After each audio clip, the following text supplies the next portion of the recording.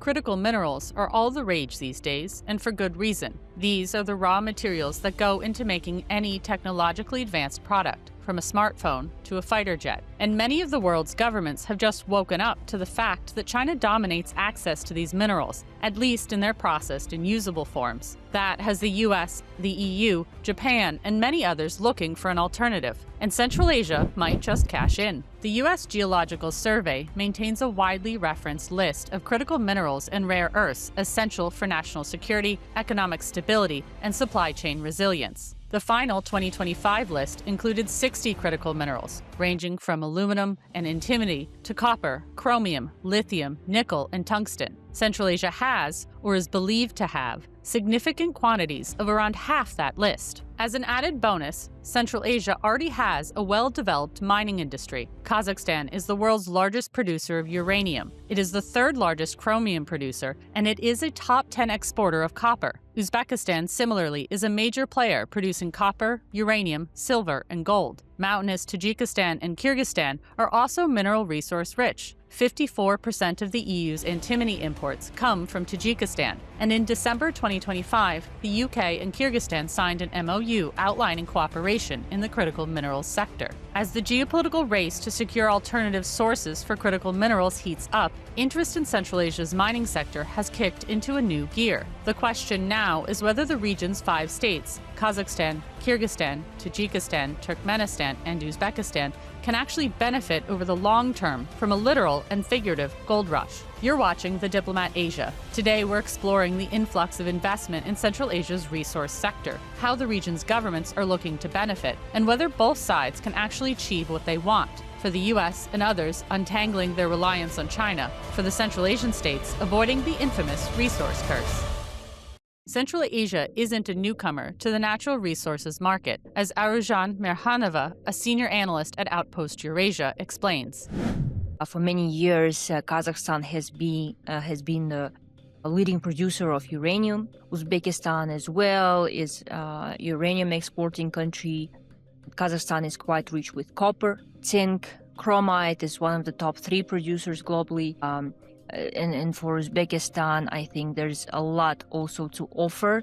When it comes to other countries, Kyrgyzstan and Tajikistan are known for their antimony reserves. So you see, it's quite diversified. The pace of engagement at the state level has revved up as governments scramble to lock in new sources of critical minerals. And that's particularly true of the United States. In February 2026, Uzbek President Shavkat Mirziyoyev and Kazakh President Kassym-Jomart Tokayev made the long trip to Washington once again. Technically, they came to the U.S. Capitol to attend the first meeting of U.S. President Donald Trump's Board of Peace, which both countries have joined. But the Central Asian presidents took the opportunity to further a few deals on the sidelines. Building on the momentum coming out of last November's C5+1 Leaders Summit, also in Washington, and the intense focus of the Trump administration on all things critical minerals, the U.S. and Uzbekistan announced their intentions to dramatically expand collaboration in the sector. The head of the U.S. International Development Finance Corporation, the DFC, the Uzbek Ministry of Investment, Industry and Trade, and Uzbekistan's Fund for Reconstruction and Development signed a document that was branded broadly as a critical minerals pact. In reality, the agreement merely outlined their intentions to establish a joint investment framework to advance strategic cooperation, including in critical minerals, infrastructure, and energy. It's clear, however, where the emphasis lies. The DFC explained that the framework in development would prioritize investments across the critical mineral value chain, from exploration,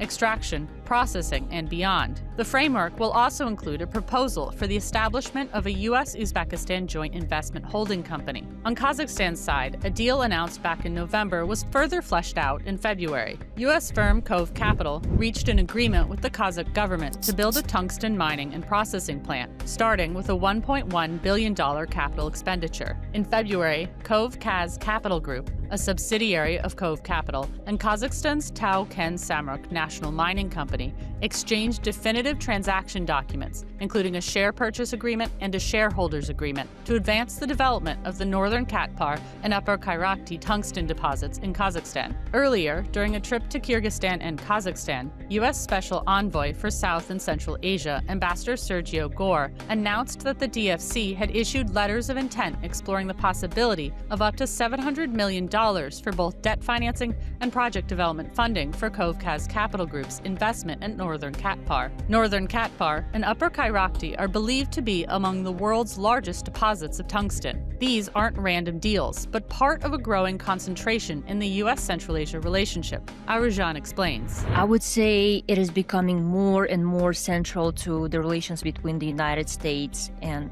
Central Asian countries, particularly Kazakhstan and Uzbekistan. We see that because of its resource endowment, the region is becoming more prominent for Washington. Its foreign policy and diversification of supply chains. From these developments, the U.S. interest is clear, and it is equally clear why the U.S. is interested. Trump administration officials have repeatedly pointed to the geopolitical threat posed by China's dominance in the critical minerals supply chain. For decades, China's state-owned enterprises have quietly poured billions into not only establishing overseas mining operations for critical minerals and other key resources, but also into setting up processing plants for those minerals on Chinese soil. Those efforts have paid off. Now China has a near monopoly over the raw materials that make the 21st century economy run. Remember that list of 60 critical minerals the U.S. put out? For those included in the list, China provides approximately 60% of the world's production and 85% of processing. And in 2025, China proved its willingness to use this pain point to its advantage, rolling out export controls on rare earth elements. No wonder the U.S. government is scared. Washington, D.C. hosted a critical minerals-themed meeting in early February, attended by 43 ministers from around the world, including Kazakh Foreign Minister Yeremet Kosherbayev and Uzbek Foreign Minister Bakhtiyor Saidov. Listen to what U.S. President J.D. Vance had to say. And I think a lot of us have learned the hard way, in some ways, over the last year, how much our economies depend on these critical minerals. We all face the same vulnerability: access to the things that protect our people and sustain our way of life. Everything from missile defense systems to energy infrastructure, to advanced manufacturing, to emerging technologies. The fundamental supply chains that support these industries sometimes can vanish in the blink of an eye without any control or influence from many of the countries in this room. The U.S. is determined to fix this vulnerability, and its solution is basically to throw money at the problem. Speaking at that same event, David Copley, a special assistant to President Trump, said the U.S. intends to deploy hundreds of billions of capital into the mining sector to get projects going. Washington has also announced it will set price floors for critical minerals to keep these projects profitable for the firms involved. As if that weren't enough, the U.S. plans to stockpile minerals like lithium and rare earths under Project Vault, a $12 billion initiative launched by Trump. All of this, understandably, has the Central Asian governments seeing dollar signs. Can they cash in on the billions of dollars the U.S. is looking to spend? If the deals mentioned earlier stay on track, the answer might be yes. Let's step back for a moment from the geopolitics of the region's untapped potential to the nitty-gritty of actually turning that potential into real output. The first problem is the basic matter of understanding what mineral reserves Central Asian countries even have to offer. Arajan explains, using Uzbekistan as an example. For Uzbekistan, there's a lot to offer, but the challenge is that the big share of Uzbek territory is not fully geologically explored. So I think this is the official statistic that only 40% of the country is explored. There's a lot of untapped potential. Even once you figure out what is under the ground, that's only half the battle. Then you have to actually get these valuable minerals out of the ground and into an electric vehicle, an incandescent light bulb, an armor-piercing bullet, or a smartphone. It's not an easy process, and it's worth taking a moment to explore what it actually takes to make use of critical minerals. Take tungsten, for example, the focus of that U.S. deal in Kazakhstan. Tungsten, also called wolfram, is a metal found almost exclusively in compounds with other elements, namely the minerals wolframite and scheelite. In its final processed form, tungsten is used most often as filaments for incandescent lamps, as electric contacts in semiconductors, and as electron emitters in a variety of modern devices. It also has key military uses in armor-piercing munitions, jet engine turbine blades, and armored vehicles. But to get tungsten out of the ore in which it naturally occurs and concentrated into a usable and economically viable form, a process called beneficiation, thousands of tons of rock have to be dug out of the earth and crushed. The ore then undergoes several different processes to further refine and separate out the tungsten. This includes gravity concentration. Since tungsten is much denser than minerals like quartz or calcite along which it occurs, a lot of water and various jigs and tables are used in separating them. But that's not all. Additional processes such as leaching, roasting, and magnetic or high-tension separation are sometimes required to further isolate and refine the tungsten. The raw ore from which tungsten is extracted typically includes between 0.3% and 2.5% tungsten trioxide, the element producers actually want. The industry standard for trading tungsten concentrate requires a minimum of 65% tungsten trioxide. By some estimates, for every ton of tungsten concentrate produced, between 7 and 10 tons of tailings are generated. That's a lot of work, a lot of water, and a lot of waste. It's not surprising that these endeavors, like mining efforts the world over, inevitably attract environmental concerns from locals. In Central Asia, environmental issues have deep social, cultural, and political salience, despite the autocratic reality that if a government wants to move ahead with a project, it will, regardless of public opinion. But public opinion is only one challenge. There are many others. And one is, ironically, that Central Asia might succeed beyond its wildest dreams, get rich off critical minerals, and still be worse off in the long term. Welcome to the resource curse. And it's a risk in Central Asia. The region has been here before. In the 1990s, the states of Central Asia were untethered from the global superpower they'd been a part of for 70 years. The death of the Soviet Union brought independence to the region, but also precarity as new governments stepped unsteadily onto the world stage. Kazakhstan, in contrast to some of the region's other countries, seemed to be in a good position. It had a vast wealth of oil to tap, and tap it did. U.S. engagement in Kazakhstan's oil sector began in earnest in April 1993, when Chevron signed a 40-year deal to develop the massive Tengiz oil field. After struggling with negative GDP growth through the mid-1990s, Kazakhstan erupted into the new millennium. GDP soared from a low of $16.9 billion in 1999 to $115.3 billion a decade later. By 2023, Kazakhstan's GDP had more than doubled to $262.6 billion.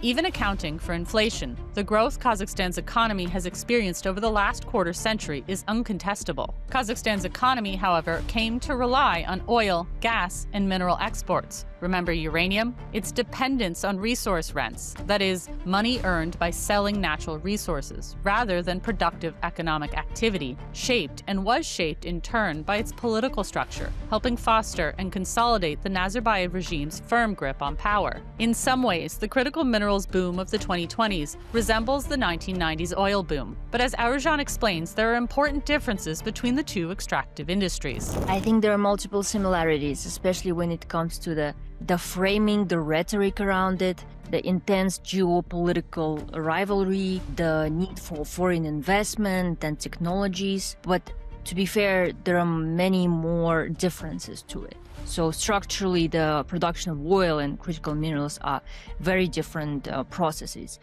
Also, just the nature of the markets are different. Oil is traded globally, it's quite a sustained demand, but when it comes to minerals, their pricing is quite volatile. It really depends on the external dynamics, be it policy decisions of certain countries to restrict or allow exports of certain materials, be it other factors, depending on demand and supply, basically. So this is inherently more volatile. The oil boom of the 1990s also generated ample opportunities for corruption. For example, in 2003, U.S. businessman James Giffen was arrested and charged with money laundering and violating the 1974 Foreign Corrupt Practices Act, or FCPA. He was accused of paying bribes to then Kazakh President Nursultan Nazarbayev to secure contracts at the Tengiz oil field. Giffen claimed that he was acting with the approval of the CIA, but the U.S. intelligence agency refused to release secret documents relating to Giffen's activities. In the end, he pled guilty to a tax misdemeanor, and his company admitted to making one unlawful payment to a senior Kazakh government official in violation of the FCPA.